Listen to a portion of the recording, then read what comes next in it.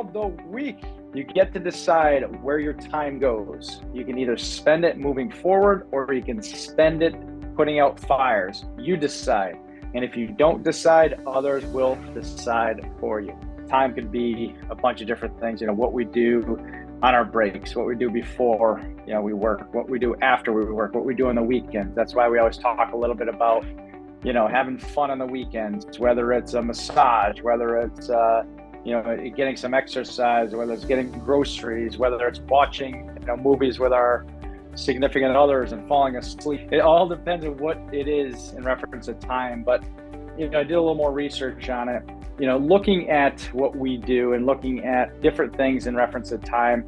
There's one thing that I wanted to highlight, and it was 5 principles of time management. So it got me into the rabbit hole of time management. And like I said, what we do with it. And I want to give you guys an example. So if anyone on this call is looking at, weight loss or looking to get in shape as an example, because that's easy to look at and break down different principles. You could plug in anything, rather than weight loss. It could be getting educated more on what you want to learn that, maybe it's training, right? You want to learn to become a trainer. You want to learn on ChatGPT. You want to learn on whatever it is you want to learn more about. Maybe it's even real estate investing. But let's just use weight loss as an example. 5 principles of time management. Number 1, determine priorities. So that's first and foremost. Working out, let's say, or I'm going to be working out. What am I going to prioritize first? Am I going to do cardio today? Am I going to do arms today? Am I going to do legs today? Am I going to do stomach today? What is that priority of the day? Number 2, you got to learn to say no.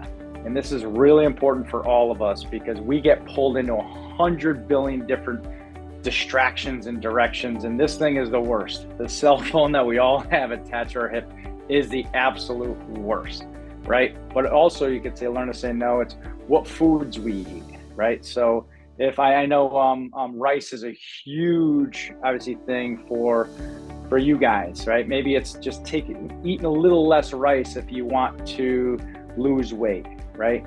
That'd be a perfect example of that. Also learn to say no. What's your dedicated time that you're going to spend doing those, let's say, legs, cardio, arms, stomach, etc. So number 1 is determine priorities. Number 2 is learn to say no. Number 3 is set goals, right? A goal would be, how much weight do you want to lose this week? How much weight do you want to lose next week?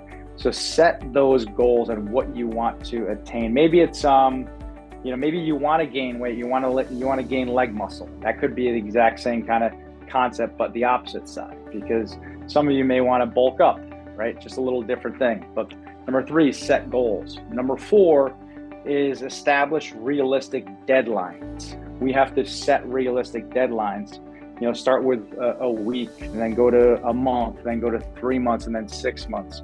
That's just an example of how we can set deadlines to where we can realistically accomplish these goals. And then once we obviously reach those, then you can celebrate each small goal. And then finally, the last but not least, is make it routine and habit.